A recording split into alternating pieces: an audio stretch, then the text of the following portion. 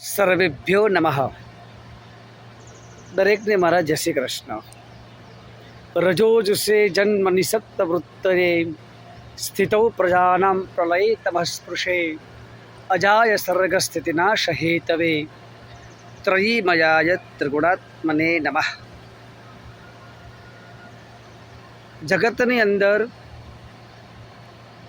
ચાર પ્રકારથી માણસો પ્રશ્નો કરે છે.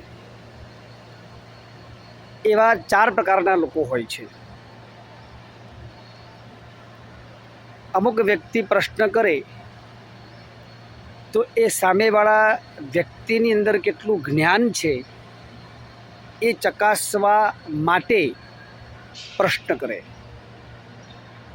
બીજા નંબરની અંદર એ પોતે કેટલો જ્ઞાની છે એ બતાવવા માટે પ્રશ્ન કરે. ત્રીજા નંબરની અંદર અમે બંને કેટલા જ્ઞાની છીએ એ જગતને બતાવવા માટે પ્રશ્ન કરે.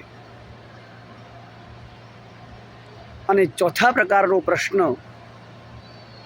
કે જેને ભગવાનની જાણવાની ઈચ્છા છે, જ્ઞાન પ્રાપ્ત કરવાની ઈચ્છા છે, એવું ધ્યાનમાં રાખી અને પ્રશ્ન કરે. આ ચારેયમાંથી સર્વશ્રેષ્ઠ જો પ્રશ્ન કરતો હોય તો એ ચોથા નંબરનો છે. શ્રીમદ ભાગવતજીની અંદર સુખદેવજીને પરીક્ષિત રાજા ભગવાનની પ્રાપ્તિ કરવા માટે, ભગવાનનું ધ્યાન કરવા માટે સુખદેવજીને પ્રશ્નો કર્યા છે. તો આપણા જીવનની અંદર પણ ભગવાનની પ્રાપ્તિ કેવી રીતે થાય, ભક્તિ કેવી રીતે પ્રાપ્ત થાય, આપણા જીવનમાં જ્ઞાન અને વૈરાગ્ય કેવી રીતે આવે, જ્ઞાન વૈરાગ્યને સિદ્ધ કરવા માટેનું આપણું જીવન છે. મનુષ્યોની ભગવાન જ્ઞાન વૈરાગ્ય અને ભક્તિની સિદ્ધિ કરવા માટે આપે છે. જો મનુષ્ય અવતાર પ્રાપ્ત કર્યા પછી પણ જો આ સિદ્ધ કરવા માટે આપણે પ્રયત્ન ન કરીએ તો બીજી અનેક યોનિની અંદર આપણે ભટકવાનો વારો આવે છે.